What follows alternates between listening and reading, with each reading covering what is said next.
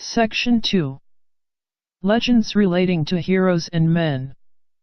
The Hesiodic theogony gives no account of anything like a creation of man, nor does it seem that such an idea was much entertained in the legendary vein of Grecian imagination, which commonly carried back the present men by successive generations to some primitive ancestor, himself sprung from the soil, or from a neighboring river or mountain, or from a god, a nymph, and sea.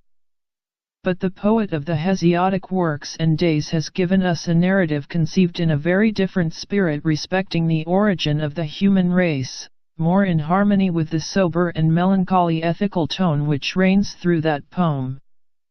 First, he tells us, the Olympic gods made the golden race, good, perfect, and happy men, who lived from the spontaneous abundance of the earth, in ease and tranquility. Like the gods themselves, they suffered neither disease nor old age, and their death was like a gentle sleep.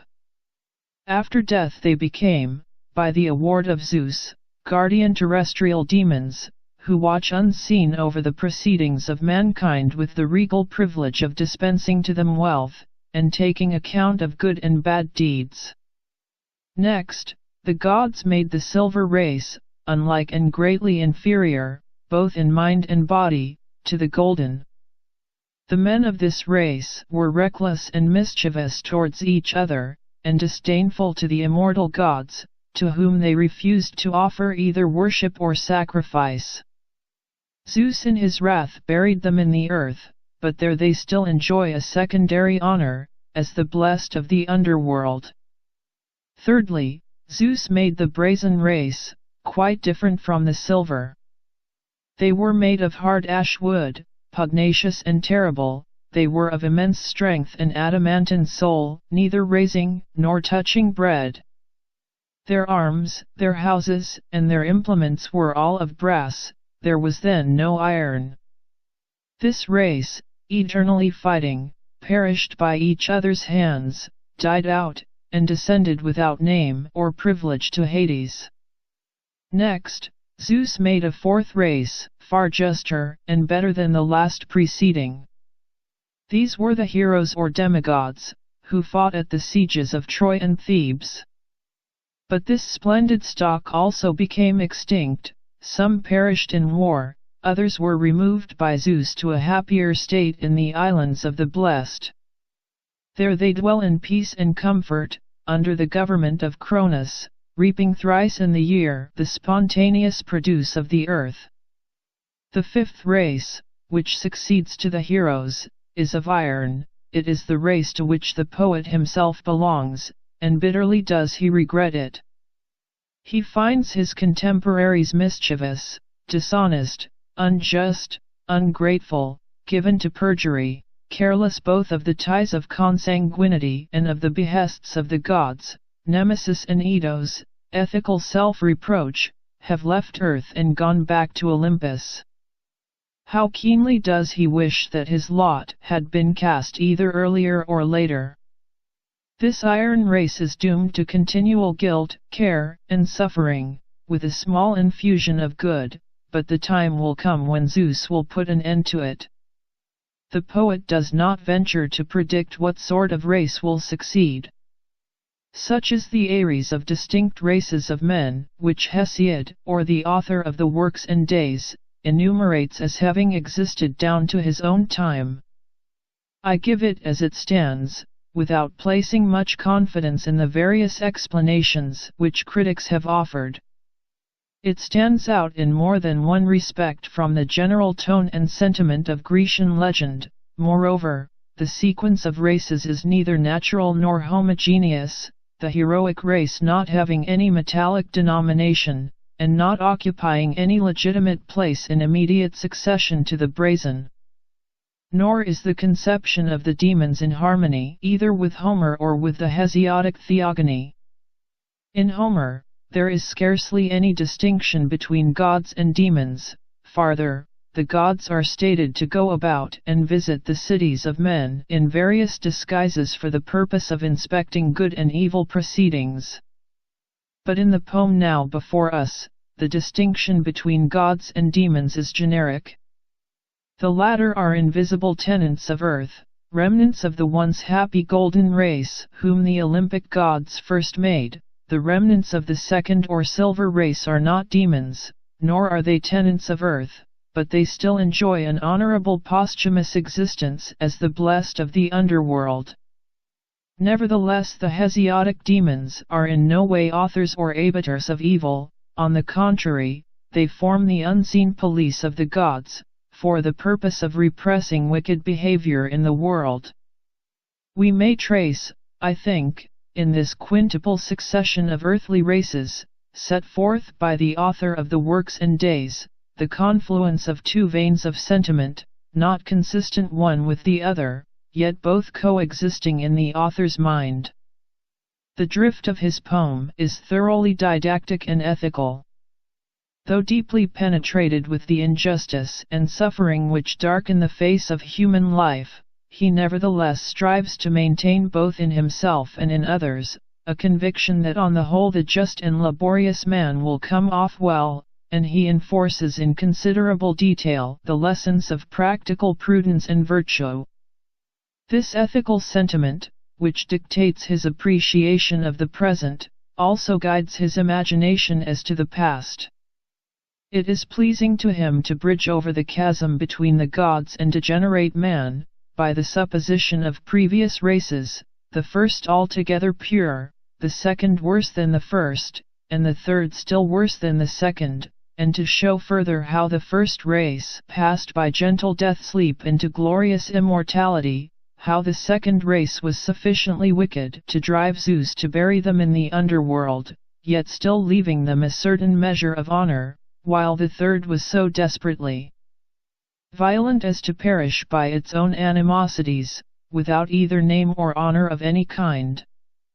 The conception of the golden race passing after death into good guardian demons, which some suppose to have been derived from a comparison with oriental angels, presents itself to the poet partly as approximating this race to the gods, partly as a means of constituting a triple gradation of post-obituary existence, proportioned to the character of each race whilst alive.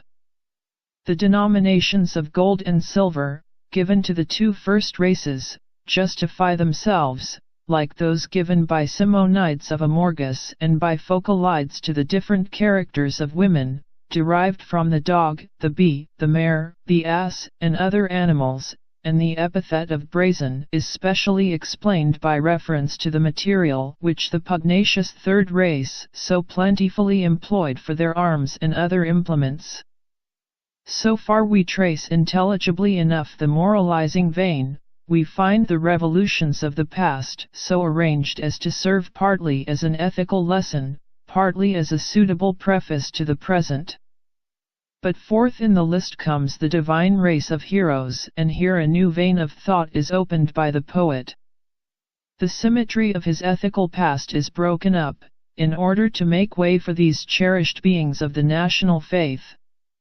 For though the author of the Works and Days was himself of a didactic cast of thought, like Phocalides, or Solon, or Theonas, yet he had present to his feelings, in common with his countrymen, the picture of Grecian foretime, as it was set forth in the current myths, and still more in Homer and those other epical productions which were then the only existing literature and history. It was impossible for him to exclude, from his sketch of the past, either the great persons or the glorious exploits which these poems ennobled, and even if he himself could have consented to such an exclusion, the sketch would have become repulsive to his bearers. But the chiefs who figured before Thebes and Troy could not be well identified either with the golden, the silver, or the brazen race. Moreover, it was essential that they should be placed in immediate contiguity with the present race, because their descendants, real or supposed, were the most prominent and conspicuous of existing men. Hence the poet is obliged to assign to them the fourth place in the series, and to interrupt the descending ethical movement in order to interpolate them between the brazen and the iron race, with neither of which they present any analogy. The iron race, to which the poet himself unhappily belongs, is the legitimate successor, not of the heroic, but of the brazen. Instead of the fierce and self-annihilating pugnacity which characterizes the latter, the iron race manifests an aggregate of smaller and meaner vices and mischiefs. It will not perish by suicidal extinction, but it is growing worse and worse, and is gradually losing its vigor, so that Zeus will not vouchsafe to preserve much longer such a race upon the earth.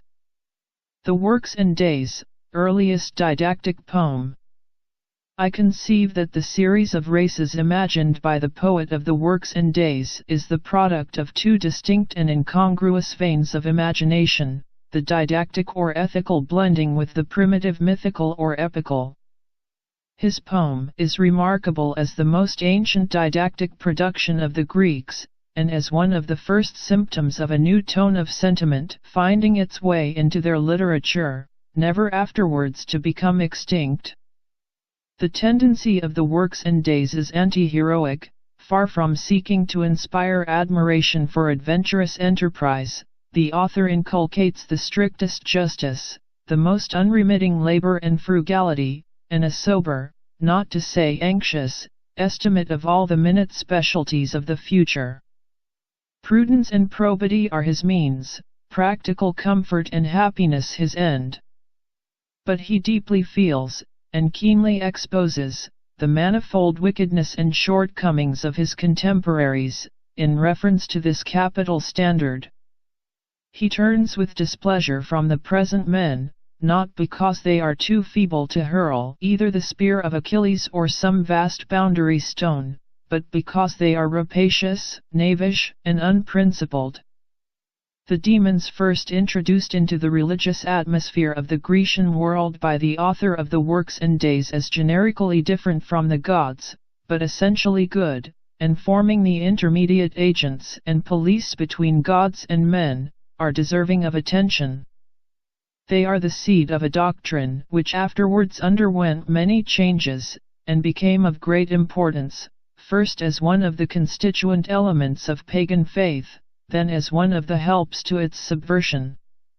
It will be recollected that the buried remnants of the half-wicked silver race, though they are not recognized as demons, are still considered as having a substantive existence, a name, and dignity, in the underworld. The step was easy, to treat them as demons also, but as demons of a defective and malignant character. This step was made by Empedocles and Xenocrates, and to a certain extent countenanced by Plato. There came thus to be admitted among the pagan philosophizers demons, both good and bad, in every degree, and these demons were found available as a means of explaining many phenomena for which it was not convenient to admit the agency of the gods. They served to relieve the gods from the odium of physical and moral evils, as well as from the necessity of constantly meddling in small affairs. The objectionable ceremonies of the pagan religion were defended upon the ground that in no other way could the exigencies of such malignant beings be appeased. The demons were most frequently noticed as causes of evil, and thus the name came insensibly to convey with it a bad sense, the idea of an evil being as contrasted with the goodness of a god. So it was found by the Christian writers when they commenced their controversy with paganism. One branch of their argument led them to identify the pagan gods with demons in the evil sense, and the insensible change in the received meaning of the word lent them a specious assistance. For they could easily show, that not only in Homer, but in the general language of early pagans, all the gods generally were spoken of as demons, and therefore, verbally speaking, Clemens and Tatian seemed to affirm nothing more against Zeus or Apollo than was involved in the language of paganism itself. Yet the audience of Homer or Sophocles would have strenuously repudiated the proposition, if it had been put to them in the sense which the word demon bore in the ago and among the circle of these Christian writers. In the imagination of the author of the Works and Days, the demons occupy an important place, and are regarded as being of serious practical efficiency. When he is remonstrating with the rulers around him upon their gross injustice and corruption, he reminds them of the vast number of these immortal servants of Zeus who are perpetually on guard amidst mankind, and through whom the visitations of the gods will descend even upon the most potent evildoers. His supposition that the demons were not gods, but departed men of the golden race, allowed him to multiply their number indefinitely, without too much cheapening the divine dignity. As this poet, enslaved by the current legends, has introduced the heroic race into a series to which they do not legitimately belong, so he has under the same influence inserted in another part of his poem the myth of Pandora and Prometheus, as a means of explaining the primary diffusion, and actual abundance, of evil among mankind. Yet this myth can in no way consist, with his quintuple scale of distinct races, and is in fact a totally distinct theory to explain the same problem, the transition of mankind from a supposed state of antecedent happiness to one of present toil and suffering. Such an inconsistency is not a sufficient reason for questioning the genuineness of either passage, for the two stories, though one contradicts the other, both harmonies with that central purpose which governs the author's mind, a querulous and didactic appreciation of the present. That such was his purpose appears not only from the whole tenor of his poem, but also from the remarkable fact that his own personality, his own adventures and kindred, and his own sufferings figure in it conspicuously. And this introduction of self imparts to it a peculiar interest. The father of Hesiod came over from the Aeolic Chyme, with the view of bettering his condition, and settled at Iskra in Boeotia, at the foot of Mount Helicon. After his death, his two sons divided the family inheritance, but Hesiod bitterly complains that his brother Perses cheated and went to law with him, and obtained through corrupt judges an unjust decision. He farther reproaches his brother with a preference for the suits and unprofitable bustle of the agora, at a time when he ought to be laboring for his subsistence in the field. Iskra indeed was a miserable place, repulsive both in summer and winter. Hesiod had never crossed the sea, except once from Aulis to Euboea, whither he went to attend the funeral games of Amphidamas, the chief of Chalcis. He sung a hymn, and gained as prize a tripod, which he consecrated to the Muses in Helicon. Probable age of the poem.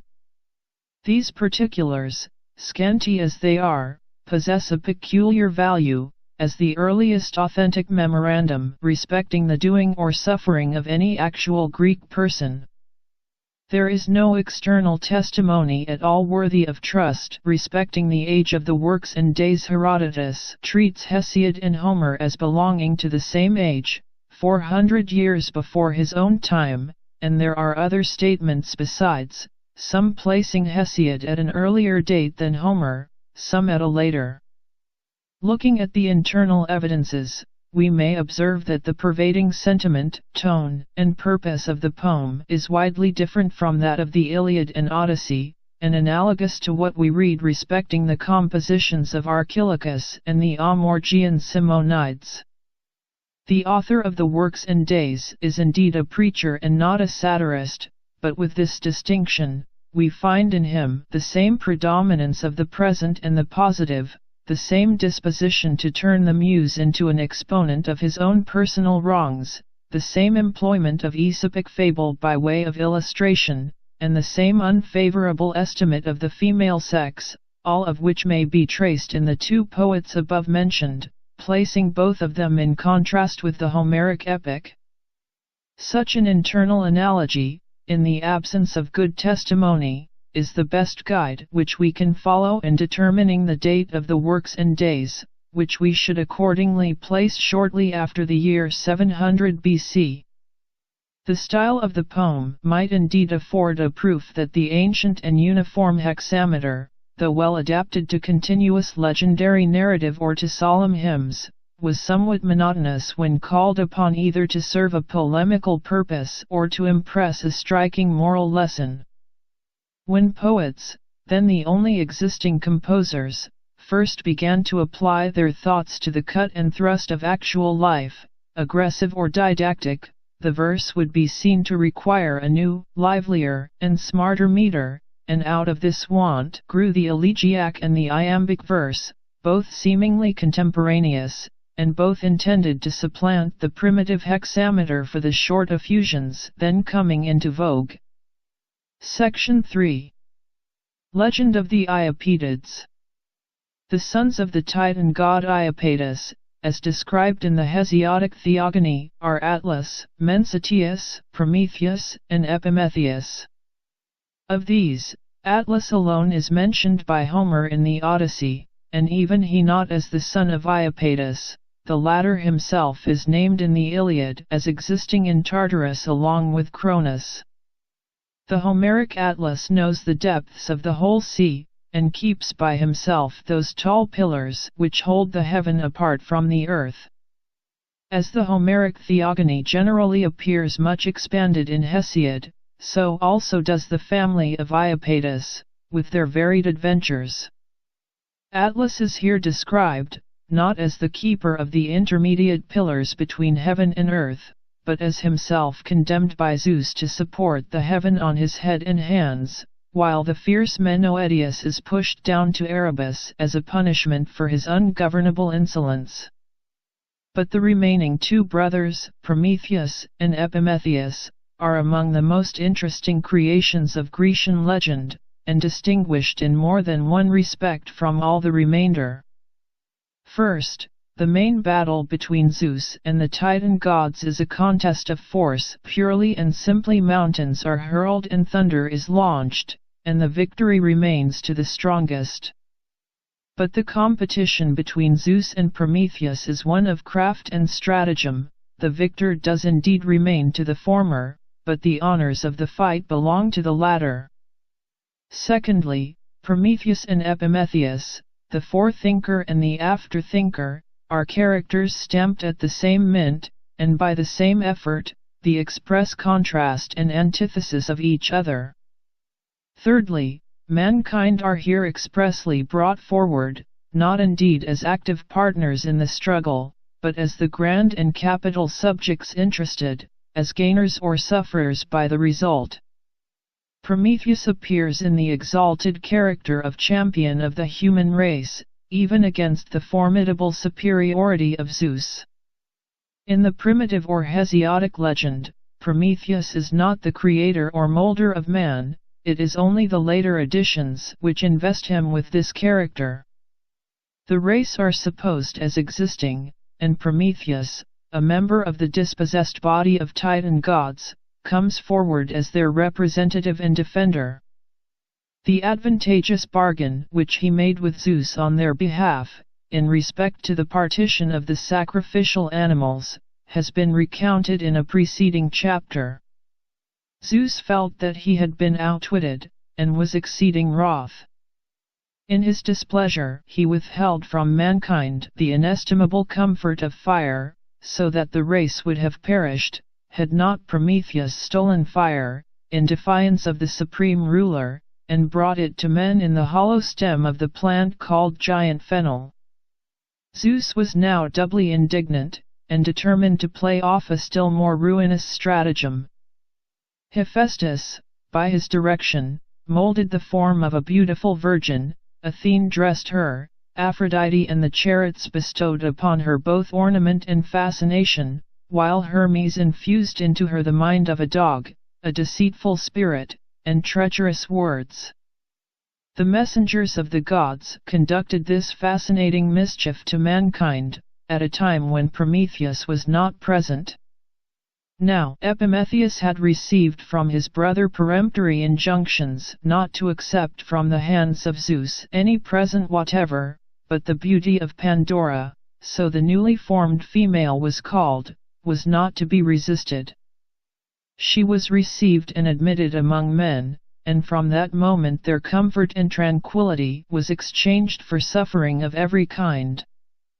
The evils to which mankind are liable had been before enclosed in a cask in their own keeping. Pandora in her malice removed the lid of the cask, and out flew these 1,000 evils and calamities, to exercise forever their destroying force. Hope alone remained imprisoned, and therefore without efficacy, as before the inviolable lid being replaced before she could escape. Before this incident, says the legend, men had lived without disease or suffering, but now both earth and sea are full of mischiefs. Maladies of every description stalk abroad by day as well as by night, without any hope foxman of relief to come. The theogony gives the legend here recounted, with some variations leaving out the part of Epimetheus altogether, as well as the cask of evils. Pandora is the ruin of man, simply as the mother and representative of the female sex. And the variations are thus useful, as they enable us to distinguish the essential from the accessory circumstances of the story. Thus, says the poet, at the conclusion of his narrative, it is not possible to escape from the purposes of Zeus. His myth, connecting the calamitous condition of man with the malevolence of the supreme god, shows, first, by what cause such an unfriendly feeling was raised, next, by what instrumentality its deadly results were brought about. The human race are not indeed the creation, but the protected flock of Prometheus, one of the elder or dispossessed Titan gods. When Zeus acquires supremacy, mankind along with the rest become subject to him, and are to make the best bargain they can, respecting worship and service to be yielded. By the stratagem of their advocate Prometheus, Zeus is cheated into such a partition of the victims as is eminently unprofitable to him, whereby his wrath is so provoked, that he tries to subtract from man the use of feeling of fire.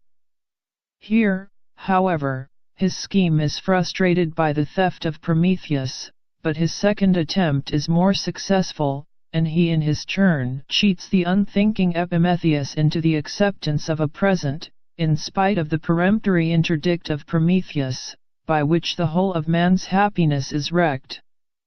This legend grows out of two feelings, partly as to the relations of the gods with man, partly as to the relation of the female sex with the male. The present gods are unkind towards man, but the old gods, with whom man's lot was originally cast, were much kinder, and the ablest among them stands forward as the indefatigable protector of the race. Nevertheless, the mere excess of his craft proves the ultimate ruin of the cause which he espouses. He cheats Zeus out of a fair share of the sacrificial victim, so as both to provoke and justify a retaliation which he cannot be always at hand to ward off. The retaliation is, in his absence, consummated by a snare laid for Epimetheus and voluntarily accepted. And thus, though Hesiod ascribes the calamitous condition of man to the malevolence of Zeus, his piety suggests two exculpatory pleas for the latter. Mankind have been the first to defraud Zeus of his legitimate share of the sacrifice, and they have moreover been consenting parties to their own ruin.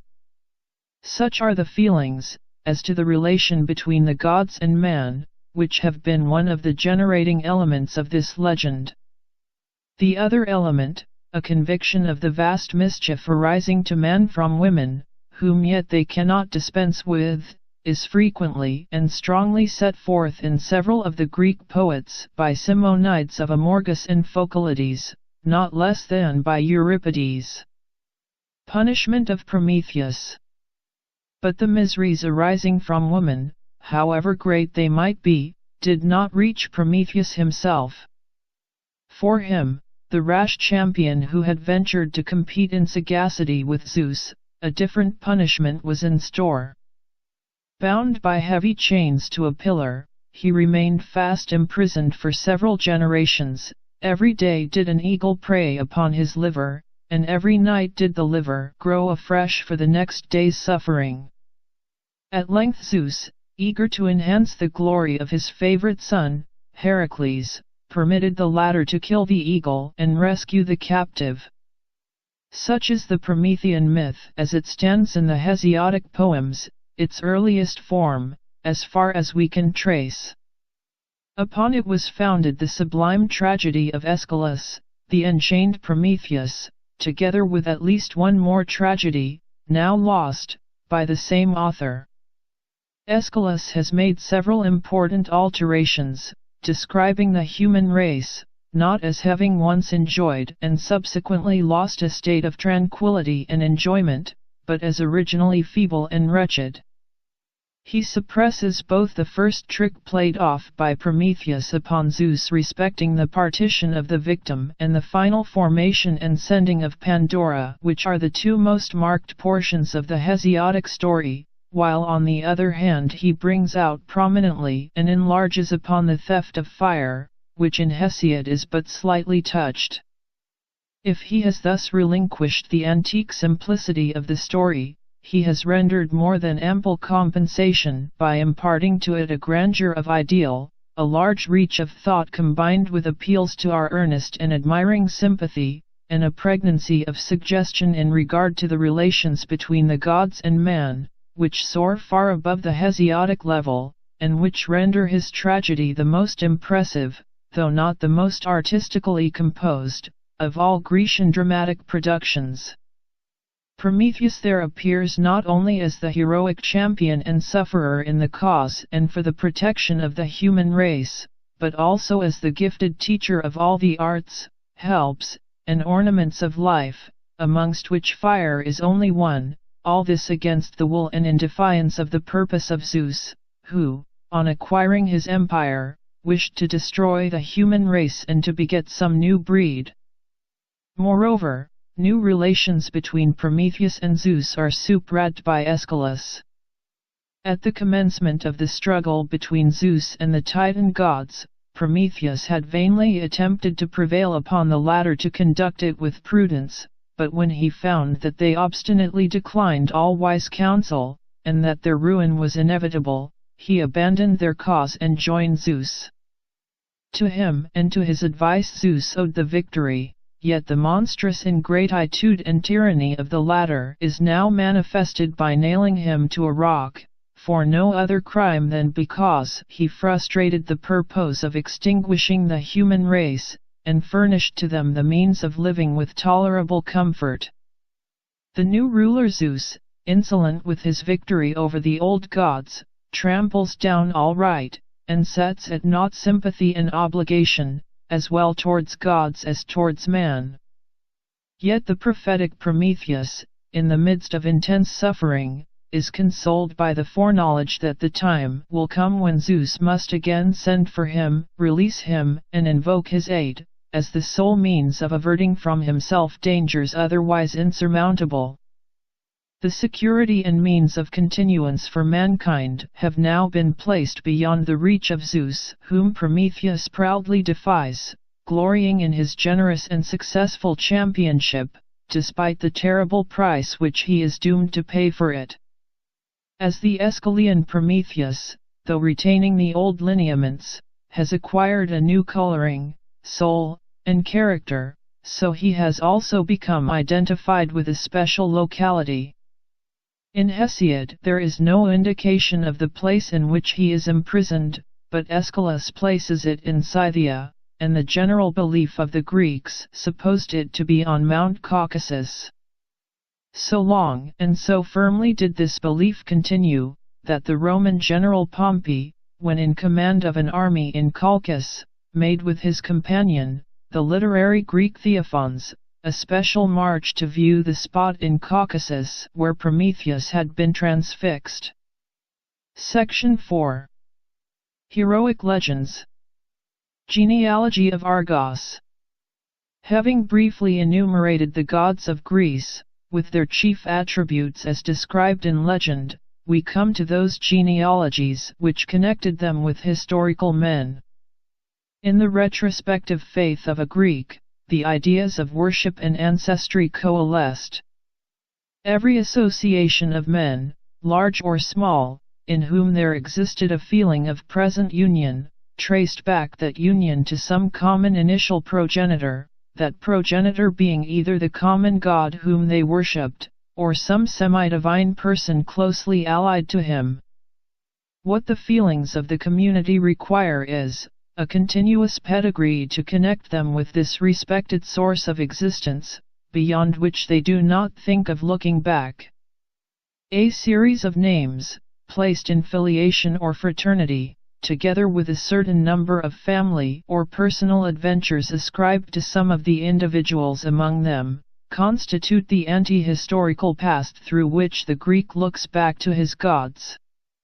The names of this genealogy are, to a great degree, Gentile or local names familiar to the people: rivers, mountains, springs, lakes, villages, demes, and sea, embodied as persons, and introduced as acting or suffering.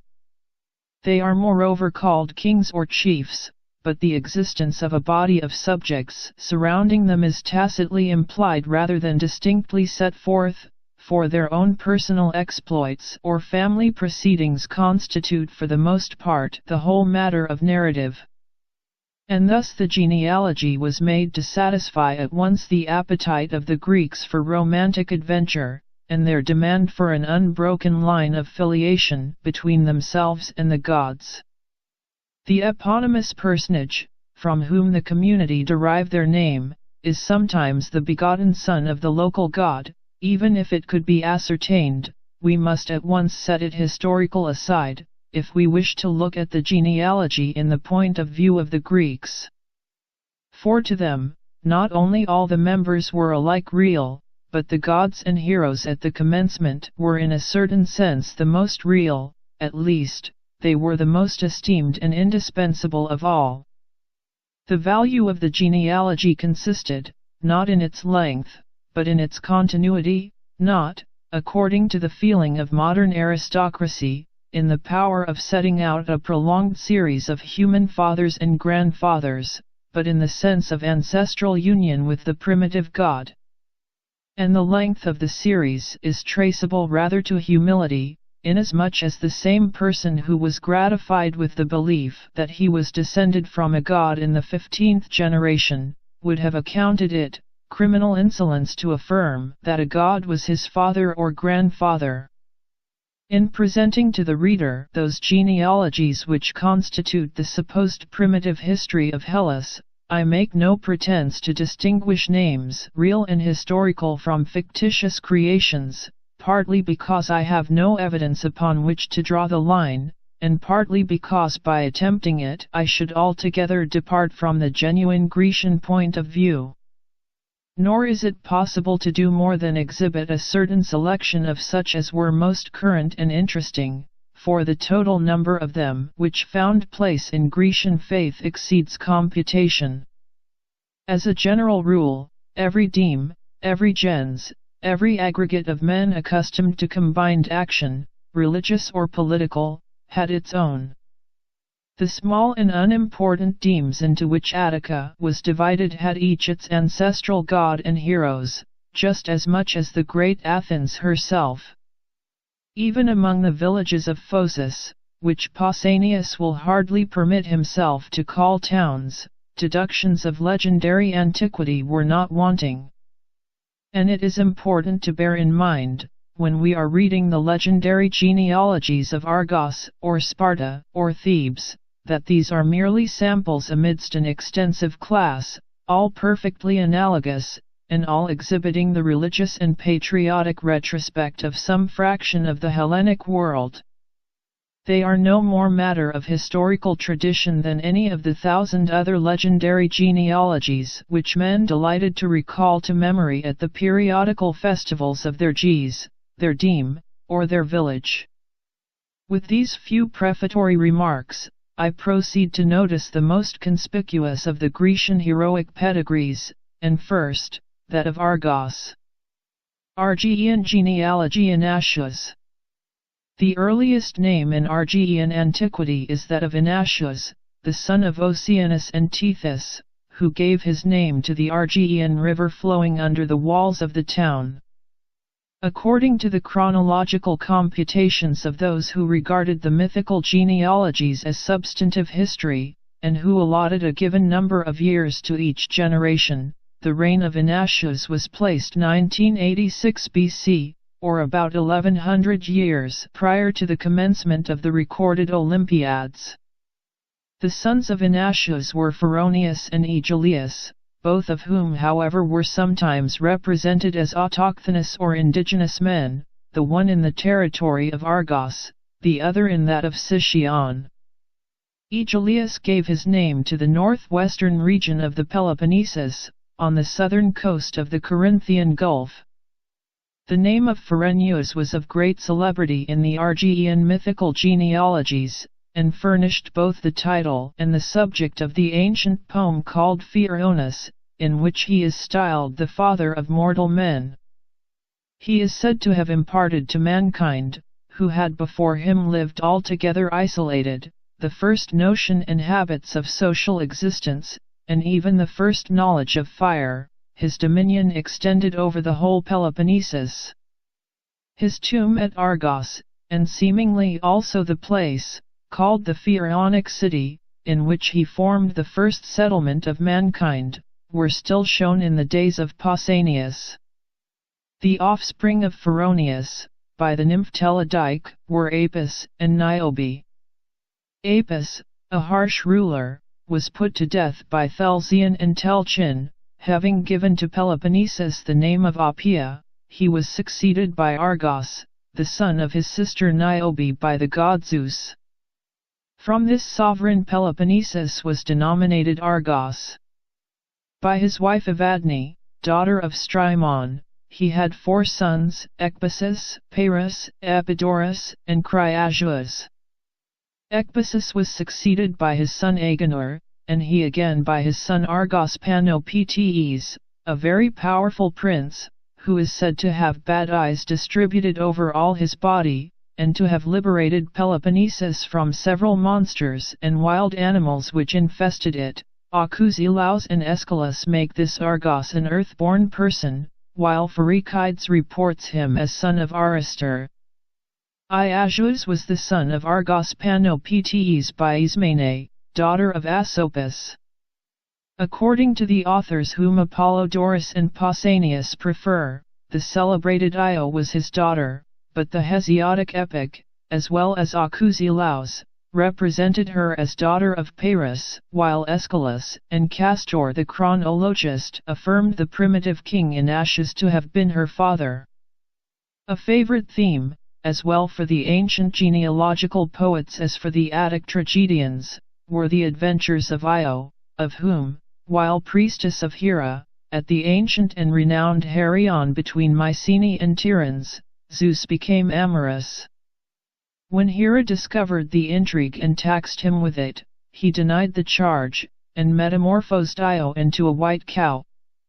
Here, requiring that the cow should be surrendered to her, placed her under the keeping of Argos Panoptes, but this guardian was slain by Hermes, at the command of Zeus, and Hera then drove the cow Io away from her native land by means of the incessant stinging of a gadfly, which compelled her to wander without repose or sustenance over an immeasurable extent of foreign regions. The wandering Io gave her name to the Ionian Gulf, traversed Epirus and Illyria, passed the chain of Mount Haemus and the lofty summits of Caucasus, and swam across the Thracian or Cimmerian Bosporus, which also from her derived its appellation, into Asia. She then went through Scythia, Samaria, and many Asiatic regions, until she arrived in Egypt, where Zeus at length bestowed upon her rest, restored her to her original form, and enabled her to give birth to his black son Epiphos. Romance of Io historicized by Egyptians and Phoenicians. Such is a general sketch of the adventures which the ancient poets, epic, lyric, and tragic, and the logographers after them, connect with the name of the Argean Io, one of the numerous tales which the fancy of the Greeks deduced from the amorous dispositions of Zeus and the jealousy of Hera. That the scene should be laid in the Argean territory appears natural, when we recollect that both Argos and Mycenae were under the special guardianship of Here, and that the Herion near Mycenae was one of the oldest and most celebrated temples in which she was worshipped.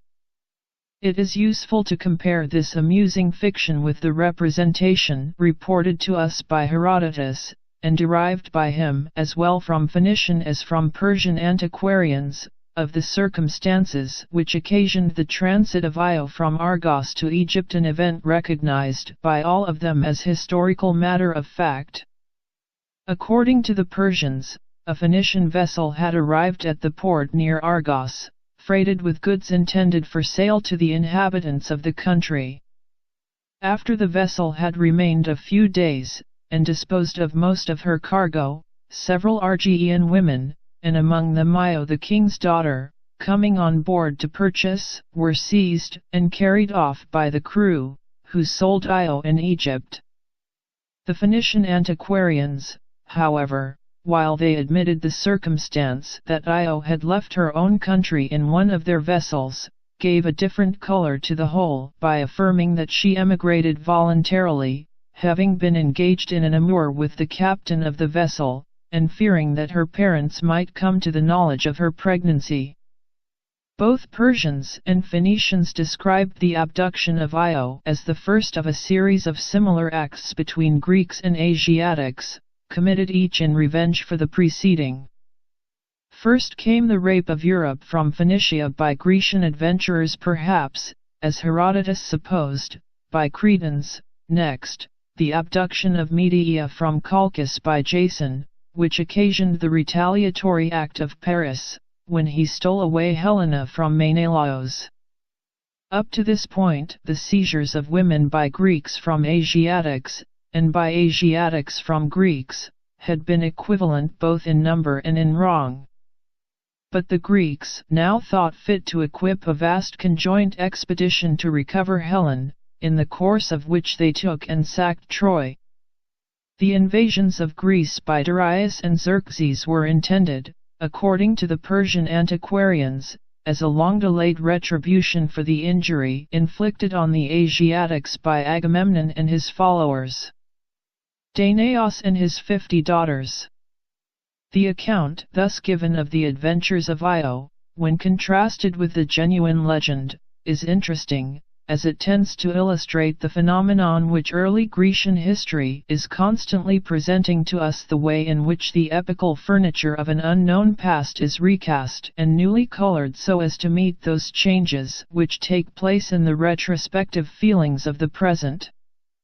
The religious and poetical character of the whole legend disappears, nothing remains except the names of persons and places, and the voyage from Argos to Egypt. We have in exchange a sober, quasi-historical narrative, the value of which consists in its bearing on the grand contemporary conflicts between Persia and Greece, which filled the imagination of Herodotus and his readers. To proceed with the genealogy of the kings of Argos, Iasus was succeeded by Chrotopus, son of his brother Agenor, Chrotopus by Sthenelus, and he again by Gelenor. In the reign of the latter, Danaos came with his 50 daughters from Egypt to Argos, and here we find another of those romantic adventures which so agreeably decorate the barrenness of the mythical genealogies. Danaos and Aegyptos were two brothers descending from Epiphos, son of Io. Aegyptos had 50 sons, who were eager to marry the 50 daughters of Danaos, in spite of the strongest repugnance of the latter. To escape such a necessity, Danaos placed his 50 daughters on board of a pentacontor, or vessel with 50 oars, and sought refuge at Argos, touching in his voyage at the island of Rhodes, where he erected a statue of Athena at Lindos, which was long exhibited as a memorial of his passage. Aegyptos and his sons followed them to Argos, and still pressed their suit, to which Danaos found himself compelled to assent, but on the wedding night he furnished each of his daughters with a dagger, and enjoined them to murder their husbands during the hour of deep. His orders were obeyed by all, with the single exception of Hypermnestra, who preserved her husband Lyncus, incurring displeasure and punishment from her father. He afterwards, however, pardoned her, and when, by the voluntary abdication of Galamer, he became king of Argos, Lyncus was recognized as his son-in-law, and ultimately succeeded him. The remaining daughters, having been purified by Athena and Hermes, were given in marriage to the victors in a gymnic contest publicly proclaimed. From Danaos was derived the name of Danae, applied to the inhabitants of the Argean territory, and to the Homeric Greeks generally. Acrisios and Proetus. From the legend of the Danaides we pass to two barren names of kings, Lyncus and his son Abas. The two sons of Abas were Acrisios and Proetos, who, after much dissension, divided between them the Argean territory, Acrisios ruling at Argos, and Proetos at Tiryns. The families of both formed the theme of romantic stories. To pass over for the present the legend of Bellerophon, and the unrequited passion which the wife of Proetos conceived for him, we are told that the daughters of Proetos, beautiful, and solicited in marriage by suitors from all Greece, were smitten with leprosy and driven mad, wandering in unseemly guise throughout Peloponnesus. The visitation had overtaken them, according to Hesiod, because they refused to take part in the Bacchic rites, according to Pherecydes and the Argean Acusilaus, because they had treated scornfully the wooden statue and simple equipments of Hera. The religious character of the old legend here displays itself in a remarkable manner. Unable to cure his daughters, Proetos invoked the aid of the renowned Pylian prophet and leech, Melampus son of Amithaon, who undertook to remove the malady on condition of being rewarded with the third part of the kingdom. Proetos indignantly refused these conditions, but the state of his daughters becoming aggravated and intolerable, he was compelled again to apply to Melampus, who, on the second request, raised his demands still higher, and required another third of the kingdom for his brother Bias. These terms being acceded to, he performed his part of the covenant. He appeased the wrath of Hera by prayer and sacrifice, or, according to another account, he approached the deranged women at the head of a troop of young men, with shouting and ecstatic dance, the ceremonies appropriate to the Bacchic worship of Dionysus, and in this manner effected their cure. Melampus, a name celebrated in many different Grecian myths, is the legendary founder and progenitor of a great and long-continued family of prophets. He and his brother Bias became kings of separate portions of the Argean territory. He is recognized as ruler there even in the Odyssey, and the prophet Theoclymenos, his grandson, is protected and carried to Ithaca by Telemachus. Herodotus also alludes to the cure of the women, and to the double kingdom of Melampus and Bias in the Argean land, recognizing Melampus as the first person who introduced to the knowledge of the Greeks the name and worship of Dionysus, with its appropriate sacrifices and phallic processions. Here again he historicizes various features of the old legend in a manner not unworthy of notice. Perseus and the Gorgons. But Danae, the daughter of Acrisios, with her son Perseus, acquired still greater celebrity than her cousins the Protides. An oracle had apprised Acrisios that his daughter would give birth to a son by whose hand he would himself be slain. To guard against this danger, he imprisoned Danae in a chamber of brass underground. But the god Zeus had become amorous of her, and found means to descend through the roof in the form of a shower of gold. The consequence of his visits was the birth of Perseus.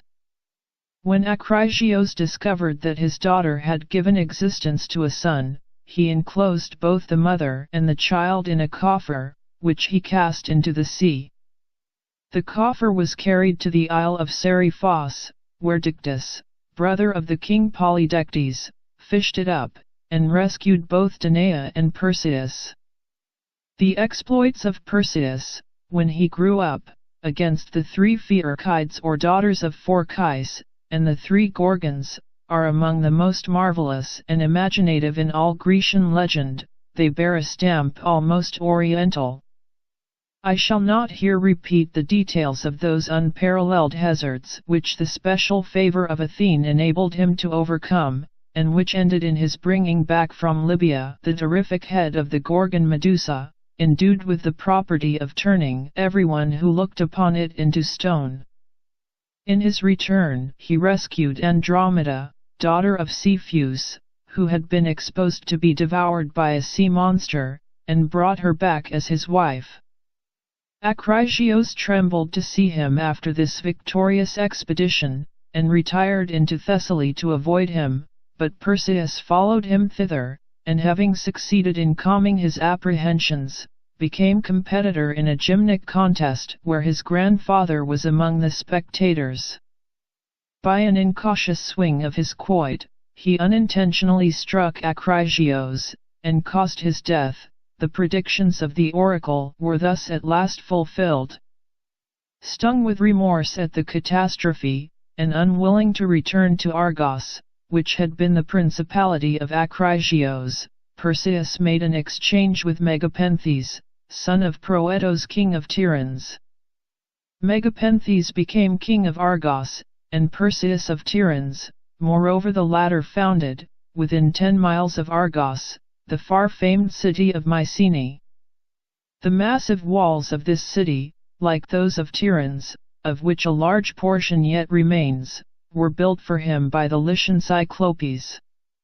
The Perseids. We here reach the commencement of the Perseid dynasty of Mycenae. It should be noticed, however, that there were among the ancient legends contradictory accounts of the foundation of this city. Both the Odyssey and the great Ioiai enumerated, among the heroines, Mycenae, the eponymia of the city, the former poem classifying her with Tyre and Alcmene, the latter describing her as the daughter of Inaeus and wife of Aristor. And Acusilaus mentioned an eponymous Mycnus, the son of Spartan and grandson of Phereneus. The prophetic family of Melampus maintained itself in one of the 3 parts of the divided Argean kingdom for 5 generations, down to Amphiaraos and his sons Alcmaeon and Amphilokos. The dynasty of his brother Bias, and that of Megapenthes, son of Proetos, continued each for 4 generations. A list of barren names fills up the interval. The Perseids of Mycenae boasted a descent long and glorious, heroic as well as historical, continuing down to the last kings of Sparta. The issue of Perseus was numerous. His son Alceos was father of Alcmene, a third, Sthenelos, father of Eurysthenes. After the death of Perseus, Alceos and Amphitryon dwelt at Tiryns. The latter became engaged in a quarrel with Electryon respecting cattle, and in a fit of passion killed him.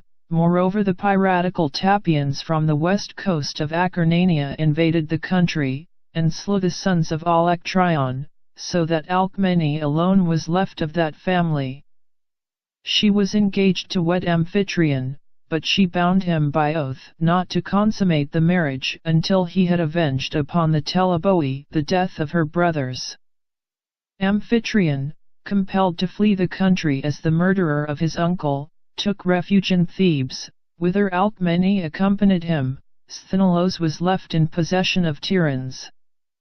The Cadmeians of Thebes, together with the Locrians and Phocians, supplied Amphitryon with troops, which he conducted against the Teleboe and the Tapians, yet he could not have subdued them without the aid of Comaetho, daughter of the Tapian king Pteraelaus, who conceived a passion for him, and cut off from her father's head the golden lock to which Poseidon had attached the gift of immortality.